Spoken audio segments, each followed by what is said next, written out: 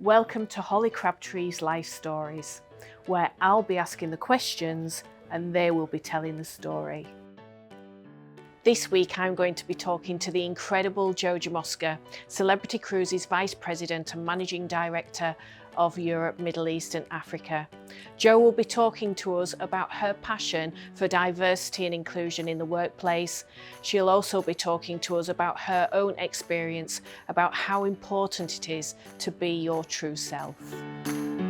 Pack my things up, carefree, adventurous way, and I'm heading out to see the rest of the world. Yeah, yeah. Welcome to Life Stories, and today I am joined by the incredible Jo Rzymowska, Celebrity Cruises Vice President and Managing Director of Europe, Middle East and Africa. And we are going to talk to Jo today about her life story and her personal journey. But in way of introduction, Jo has had an incredible career spanning 37 years, took on various senior roles throughout before joining Royal Caribbean in a further senior role in 2005, followed by Celebrity in 2015. She's been a huge advocate for diversity and inclusion within the workplace, and she works tirelessly and an amazing role model as well for the LGBTQ plus community.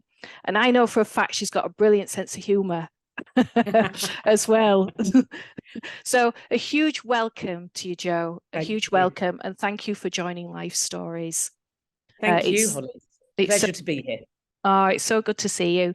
So first of all, Jo, you've had an incredible career throughout. So if it's okay with you, I'd just like to take you back to the very beginning, where it all started and the roles you undertook up to the point of joining Cruise in 2005. Wow. Okay. Well, thanks, Holly. I will do a snapshot because otherwise it's 37 years is quite a long time. So firstly, thank you so much for asking me. It's lovely to be here. So listen, my sort of background is with my name, Jo Rzymowska. My father was Polish. My mother was German. So I had an interesting background. I'd studied languages. I studied German, French, and Spanish, and I used to be able to work in German, eat in French, and drink in Spanish. And now I could just drink in all of them. My language skills are no longer what they used to be. But I loved languages. I thoroughly enjoyed travel. It was in my DNA, if you like. I was lucky that we had the opportunity to travel into Europe in particular a lot with my parental background. And whilst I love travel and people, I knew I was never going to be Miss World. So I thought I'd better knuckle down. I better knuckle down. I studied travel and tourism and business studies. And I worked overseas as a resort rep, as many of us did in the good old days when package holidays were really kicking in. And I worked summers in Mallorca and winters skiing in Kitzbühel in Austria. Absolutely loved it. But I learned a lot then about, I always say that those years were very formative. I was very young. I was in my 20s, but that's really when I really learned about that the customer is king and how important it is to really understand the customer and what makes them have a wonderful holiday. And these were in the days of no consumer rights in the way in which there is today. And to be honest, some of the hotels weren't quite what they should be. We had quite a lot of overbookings. We had lots of flight cancellations, a bit like it's been this summer.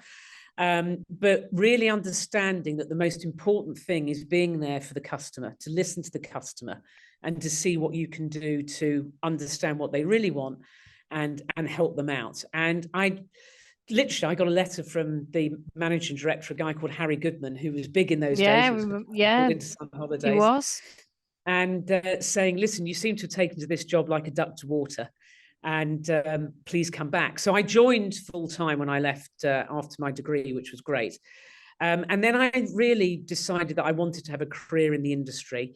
And then things really took off. And it was then really through connections and contacts that I then moved around within the industry. I had a great time with Thomas Cook, working and living in Paris for a period of time.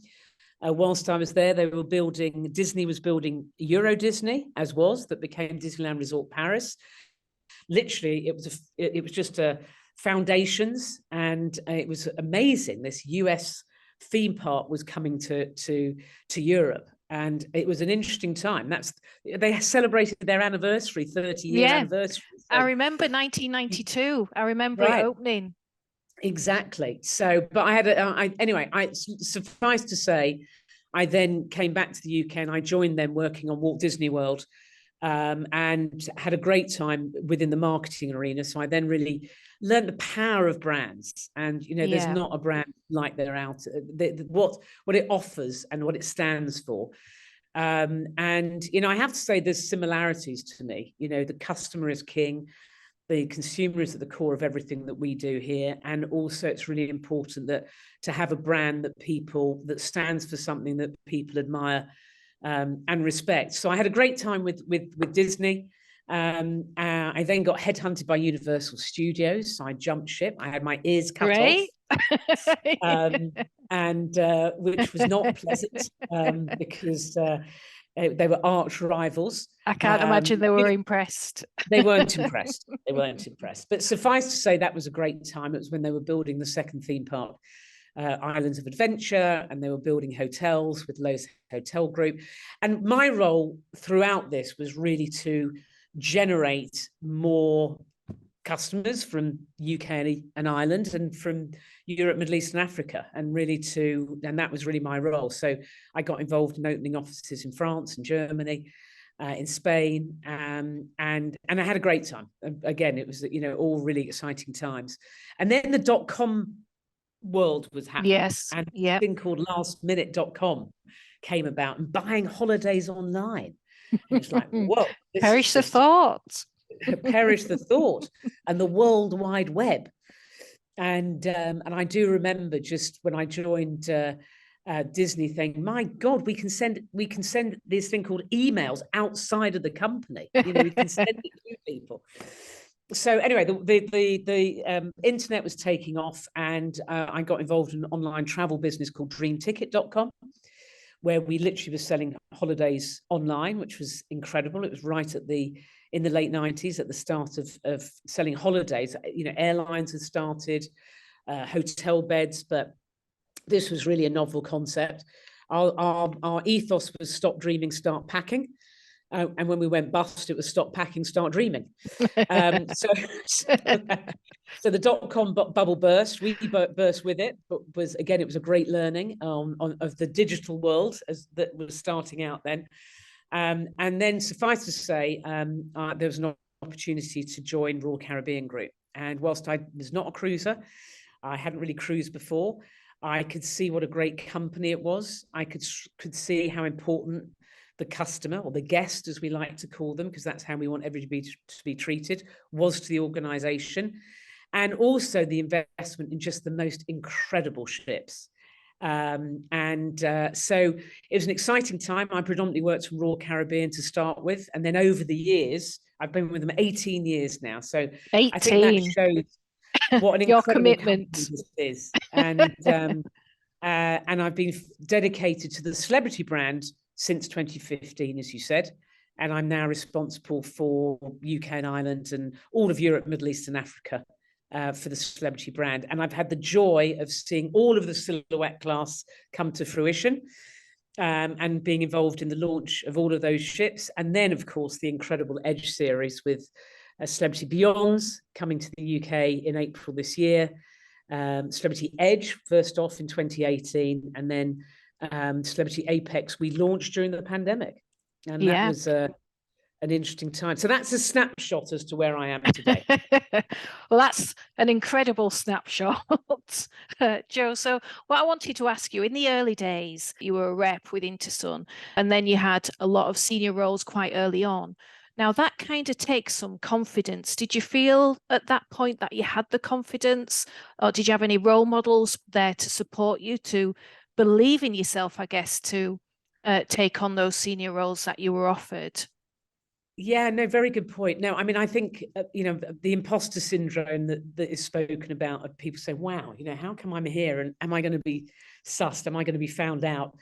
And I felt that was just me that felt that. And of course, as my career's gone on, I realized that pretty much most people go through that, and definitely women more than men, suffice to say.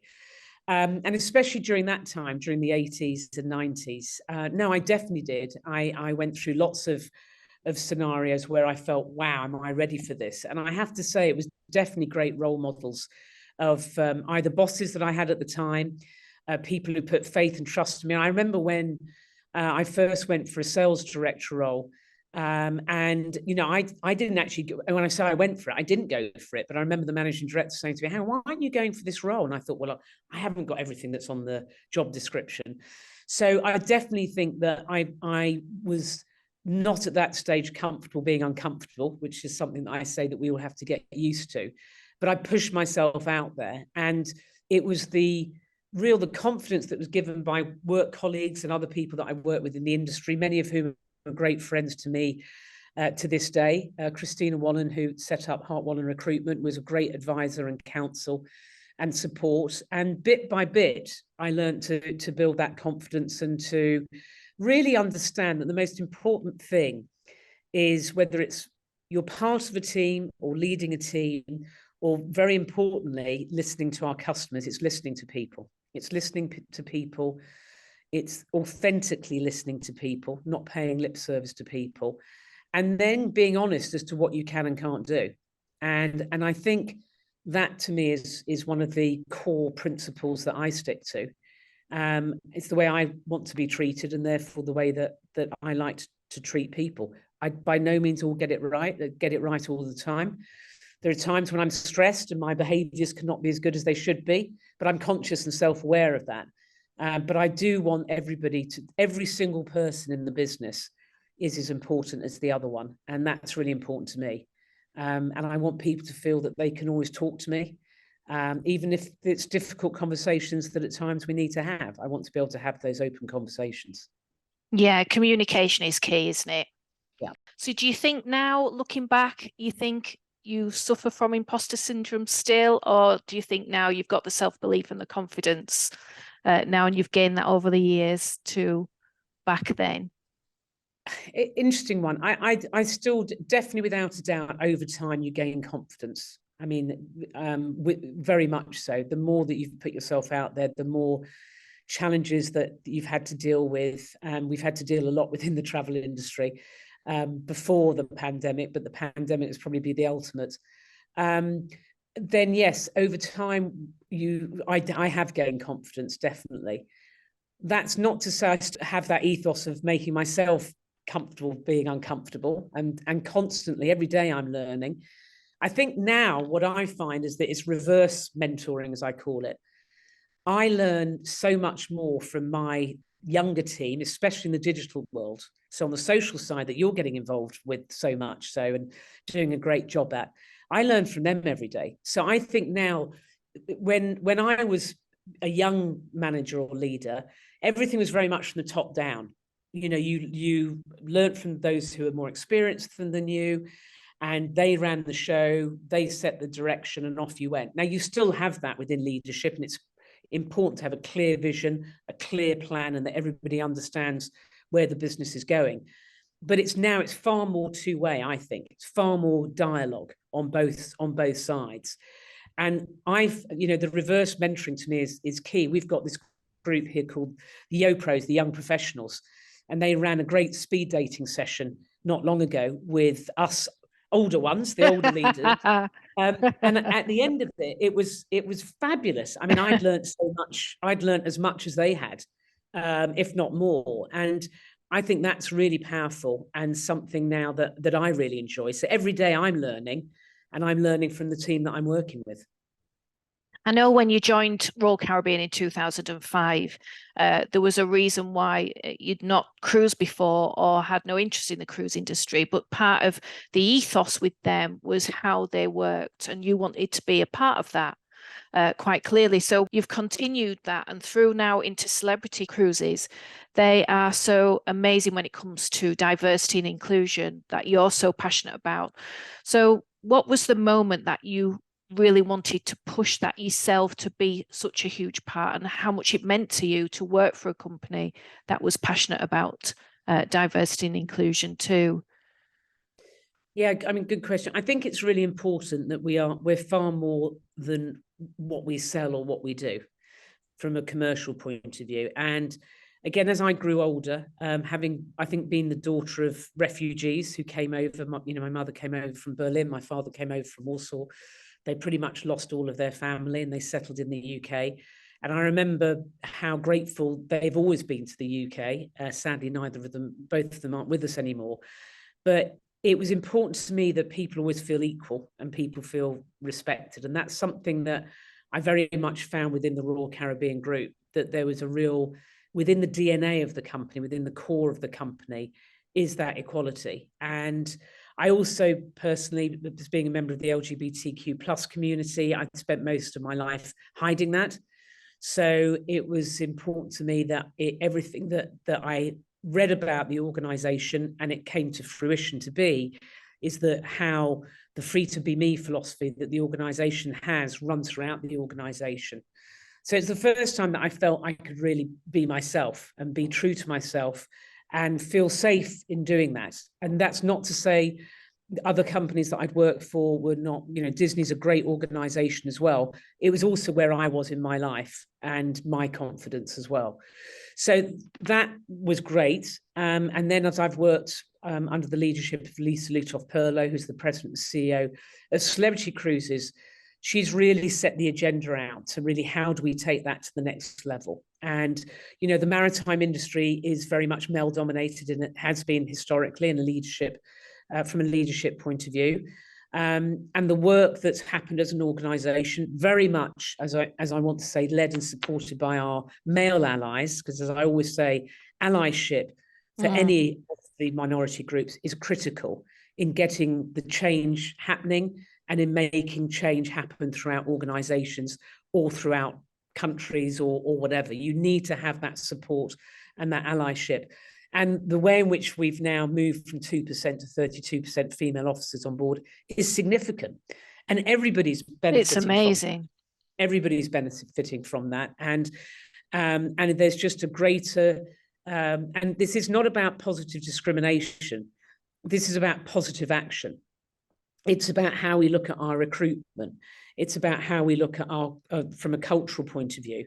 And it's making sure that as an organization, we're not just staying within our own lanes the whole time or doing what we've always done, and that we're spreading our wings and looking at different ways so that we do make change. And I'm very proud to be part of that. I just want to touch on a couple of things that you mentioned, going back to your mum and dad, so I can understand where you're coming from when you're so passionate about diversity, is because I think you've mentioned before about it was an open house. Didn't matter who you were always welcome. Right. Which I think is so lovely to be a part of when you're growing up. So I can fully understand now, in the job you're in and the position you're in, how that is still instilled in you and how important it is. And the other thing that you touched upon was when it comes to equality with regard to getting male companions on board, and how amazing that is for them to be completely wanting women and men to be equal, and how they've played a big part in Celebrity Cruises as well. Oh, massive. Absolutely. I mean, our marine team's headed up by lots of senior men. The hotel operations team are, but everybody's absolutely bought in to the whole DEI philosophy. And again, it's a journey. It's not a destination. We're by no means perfect. We've got a long way to go. And I think the other important thing is how we, as an industry, make a change as well. Because, my other thing is, which is there is no competition in diversity and inclusion. It's about everybody coming together and how we learn from one another. And I'm proud as an industry how we do that as well. Whilst we're highly competitive as cruise lines, but we work very strongly together overall as an industry, and led by Andy Harmer and Claire, the cruise line international. Yeah, he's doing an amazing job. Do you think it's an incredible job? Do you think it's why other companies probably haven't stepped up in the same way Celebrity Cruises and Royal Caribbean have, because they're scared of getting it wrong, maybe, or they're not sure how to go about it the way you have?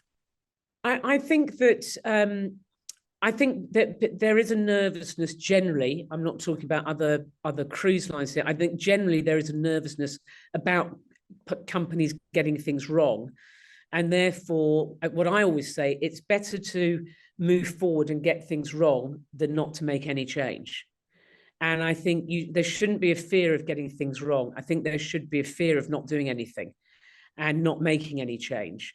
And I think everybody has to be open and understanding any of the minority groups. If people get things wrong, don't be offended by it.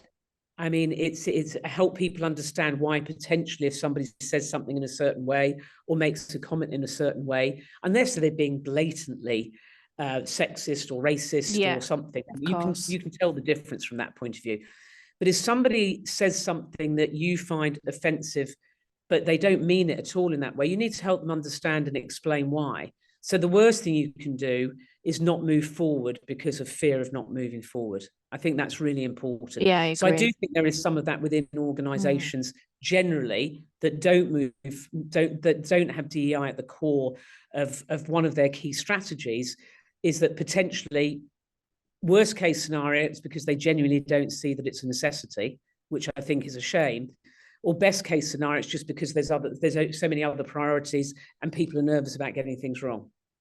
I think that one of the main things is it's all about being able to be your true self in business and without, and that's the key, isn't it? And to be able to work for a company who you can, and it comes in many different forms of just being able to be you. So with Celebrity, I know they've done many initiatives, especially for 2022. They've done the all-inclusive photo that they launched. So how important was that, and how has that been received? Yeah, that was a key part of our evolution of our journey within our DEI strategies and journeys. So this was, for those people who don't know it, this was all inclusive. Very often people think about the drinks package or the Wi-Fi package or whatever, and our whole philosophy is that we're all inclusive in every way. You know, over 70 different nationalities of crew members on board. Very often from a guest point of view as well. You know, we are a brand that the joy for me is you go into the lift, you hear all these different languages being spoken because we are attracting guests from all over the world, and that's really one of our key philosophies. So as a result of that, though, when we really spent time looking at all of the imagery still for the travel industry overall, it still is very much mum, dad, 2.4 kids. As I always say, I never know where the 0.4 comes from, but it does. Not me neither. Very white, etc. And that's not the world. Certainly not the world of Celebrity Cruises and a lot of the industry. So we said, wouldn't it be great if actually we could really start to do what we then call the all-inclusive photo project, that it would be led by great photographers who themselves are very much supportive of human rights, or in the case of Annie Leibovitz, who actually led it from the US, from the LGBTQ community, or Giles Julie, who's the photographer that we work with here, who is an incredible photographer, was predominantly a war photographer, and is now tetraplegic, and he's just incredible. And then we just got lots of people. We wanted real guests on board who just genuinely were having a great time. And from that, we've got some wonderful 100 images now. And we thought, let's make them open source. So let's everybody have access to them, because they're not all on the ship. A lot of them are in destinations. And I think the other lovely thing about that is how there was a US photographer, there was an Australian photographer, there was Giles, there was Anne, and everybody got together. And lots of people, they're still in touch. And from it, we've had two weddings. Oh, really? So, yeah. Oh, that's great. Captain Kate married the first couple on board Beyond. Oh, Sim yes. and Shaheen, yes. Who got married on board Beyond when the ship was in Southampton in April. So, fantastic. So it's celebritycruises.com/photo project. And now over 300 companies inside and outside the travel industry have, taken a look, downloaded some of the images, and are using them, which is great. Oh, it's wonderful. Wonderful. And together, International Women's Day as well. Yes. Celebrity celebrate that massively every single year, and celebrated. And like you said, like you pointed out earlier, 32% of female officers is amazing. And an all-female crew led by the wonderful Captain Kate. On board Edge on International Women's Day, just before, I think that was 2020, actually, March 2020. Yeah. She's a Just complete before. an inspiration, isn't There she? she She's is. And her amazing. cat. Her cat, of Yes, of course, Bug. We can't forget Bug, can we? can't He's forget got Bug Naked. his own followers in himself, millions Yeah. of followers, No, hasn't you he? definitely can't. Definitely can't. Oh, So so you celebrity are going strength to strength. But another thing that I'd like to talk about, if we can, is how passionate about the LGBTQ plus community and the work you've done. And huge congratulations on your recent award, ranked thank you. 11th out of 100, is for your being an amazing role model. So what work do you do outside of celebrity for the LGBTQ plus community? Yeah, I mean, so first of all, I was very much involved with the launch of the TTG LGBT advisory panel in looking at how the industry overall becomes more inclusive. And I think there's great work that they've been doing, led by Sophie Griffiths, who's the news editor from that point of view. Also, the other thing is very much involved within the young LGBTQ community, because still people think, well, these days, hey, it's not a problem, everybody's included, it doesn't matter who you are. And it is a lot better, don't get me wrong, it is a lot better. And I look back now and I talk to my godchildren about who are now in their late 20s, early 30s, and when I tell them about how it was for me when I was their age, they can't believe it. So that's great. Yeah, There's definitely it's strides great. forward. That said, there are still a lot of either countries or families, or even here in the UK, there's still a high percentage of young people when they leave university that they feel nervous about being true to themselves when they're going for job interviews. So I spend a lot of time, I love spending time with the younger generation anyway, in talking to them, and as I said, in understanding some of the challenges that they're going through. And I think what's important, it's everybody's personal journey. You can never put on to anybody else how you are feeling, and it's very much helping people to go through that. Some people are still in family situations that make it very difficult.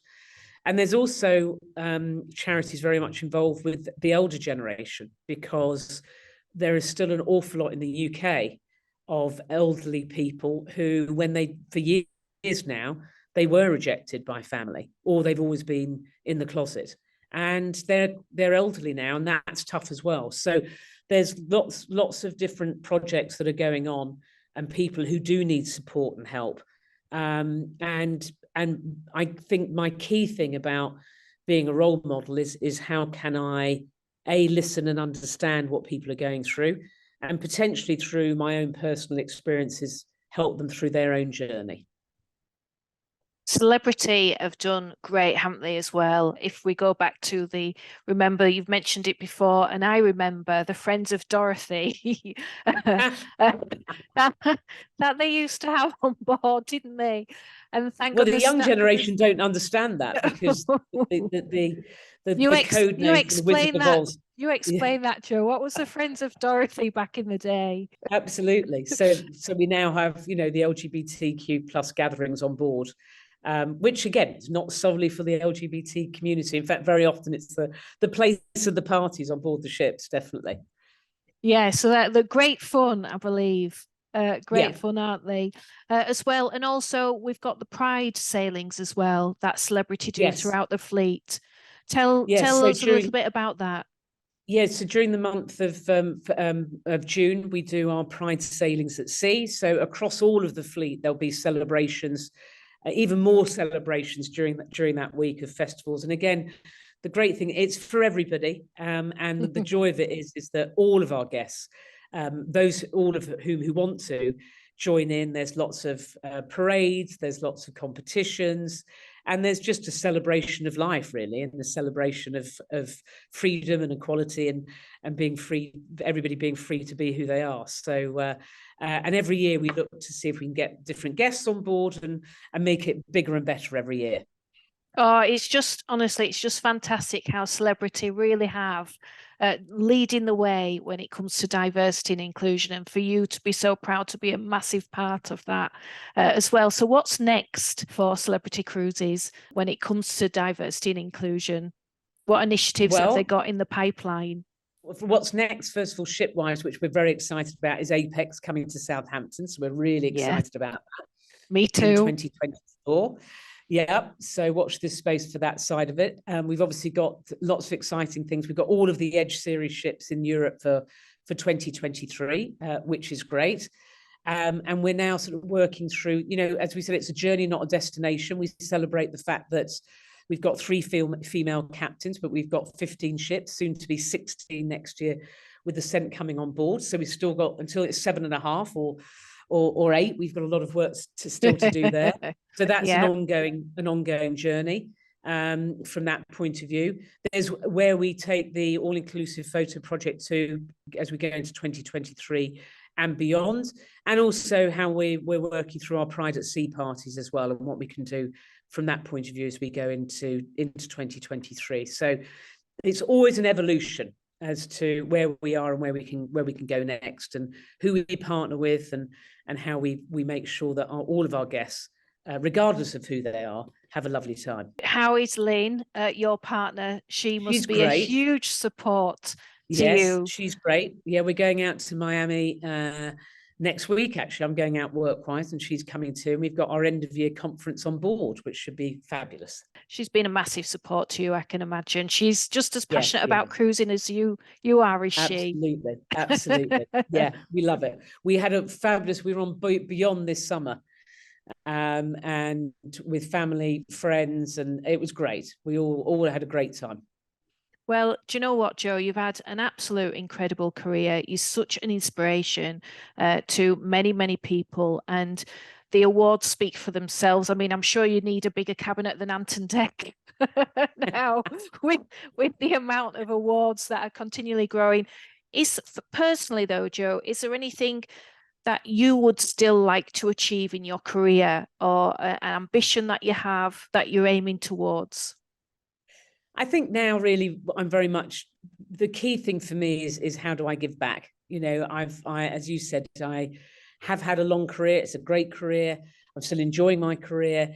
But the key thing now is how do I use my experience generally as a business leader, genuinely in my passion points, to really help others who are starting out in their careers. Yesterday I had the opportunity to speak to the 30 under 30 with the TTG group, which I loved. It was a fabulous evening. The energy and the passion was great. And that's really where I'm putting more and more of my my time, personal time and focus, definitely. I can't wait to see what you do next. I'm a massive fan of Celebrity Cruises. Huge congratulations to them for what they've achieved so far as well. Jo, it's been so lovely to talk to you this afternoon. Thank you so much for joining me and talking all about your personal life, and the very best of luck. And we'll speak again, I'm sure, in the future at some point. Thank you very much, Holly, and well done to you for everything that you're doing as well. It's fabulous. Episode 2 of Life Stories coming very, very soon. So if you like this episode and you want to see more, then please don't forget to like, subscribe, and leave a comment in the comments box. Catch you later.